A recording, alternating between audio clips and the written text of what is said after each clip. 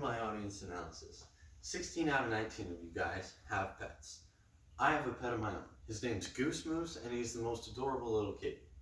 Now, by a show of hands, how many of you guys wish those pets were bigger? I know that I do. Sometimes at night you just need a little more to cuddle with, if you know what I mean. This obsession with large animals is what's driven the tiger buying community for the last decade, and the exact reason why I'm telling you guys today how to buy a tiger.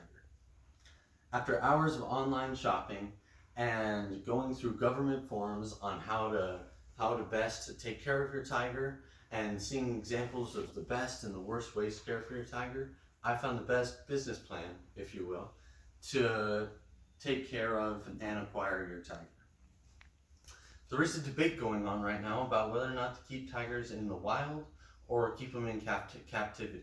Personally, I'm on the side of the people who want to keep them in the wild. However, if you're going to keep a tiger in captivity, I want to show you the most ethical way how to. So today we're going to go over how to acquire a tiger, care for a tiger, and the post-death care for a tiger in your area. So let's jump right in. The very first thing you're going to need is a Deleterious Exotic Animal Report, the first page of which is seen right here. I got that from the Idaho State Government website, and you can find it there as well. What you're going to need to put on it is your vet's name and address, where you bought your cat, the facility description, so in this case it's going to be your backyard, and then the local land use approval, which is the signatures of all your neighbors who have land touching yours. Now, I know you're thinking, where am I going to find a vet to take care of my tiger? Nobody's going to do it. Well, actually, we have one locally right on Celtice in Post Falls. It's called the Kootenai Vet Hospital, and it's an exotic animal vet that will take care of any animal that you bring. Trust me, I call them. Many breeders in the US only sell females. The reason for this is because they are kept better in facilities, they eat less, and they weigh less, as well as being less aggressive. A cub that you can find, a cub of a female tiger, costs anywhere in the range of $1,000 to $2,000, and I got that information from exoticanimal.com. And many of these tigers that we found are actually bred in the US, according to BBC.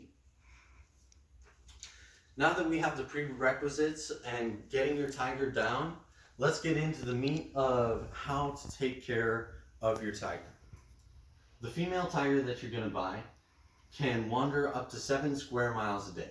Many of us don't have that large a facility for a tiger. So the recommended amount is 15,000 square feet of fenced-in area for your tiger to wander with. This includes trees, a pond for your tiger to swim in, and toys for your tiger to mentally entertain itself with, if you will. Now, your tiger, when you buy it, is going to be at 10 weeks and 90 pounds. In just 3 years, that tiger will grow to be 310 pounds, and the best way for it to get this is 45 pounds of meat a week. Or, for people who like it in more monetary terms, that's $200 a week. And they also drink 20 gallons of water a day. That's 140 gallons a week.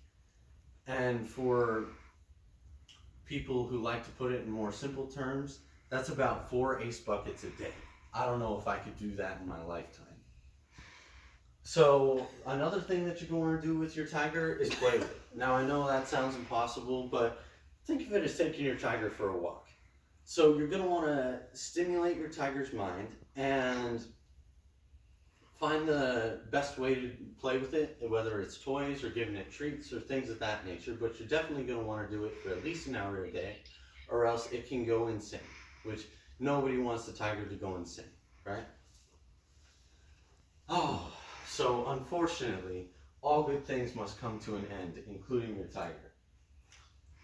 So Feline leukemia, rabies, and feline AIDS are the most common killers of captive cats, including muscular dystrophy and insanity, where they actually kill themselves. If something like this were to happen to your cat, the best thing is to take it to the veterinarian and have it euthanized immediately. I know this sounds harsh, but it's actually the most merciful way to take care of your tiger. And I know you're wondering, after you've had it euthanized, what am I going to do with it? There's just a 310-pound carcass. Well, in the state of Idaho, you can actually eat it, bury it, or cremate it. Now, I don't suggest cremating it nor eating it, as that can give you disease or cost a lot of money. So I suggest burying it on your land. Now, I took a look at a form that dictates what you can actually bury on your land, called the IDAPA 02. And I went through all 6 pages of rules, and I couldn't find a lick of anything that told me that I couldn't bury my tiger carcass on my land. So that's good. Although your tiger can live up to 10 years in captivity, this speech can only go on for 8 minutes. So even though I'm on the side of keeping the tigers in the wild, I am glad that I can rest mentally knowing that I gave you the most ethical way of keeping your future tiger. So we went over the care for your tiger, the acquiring of your tiger, and the post-death care of your tiger, which are the most important things. Now I hope that the next time that you're on an airplane sitting next to an Arab prince, and he asks you how to buy a tiger in North Idaho, you can answer any question flawlessly. Thank you.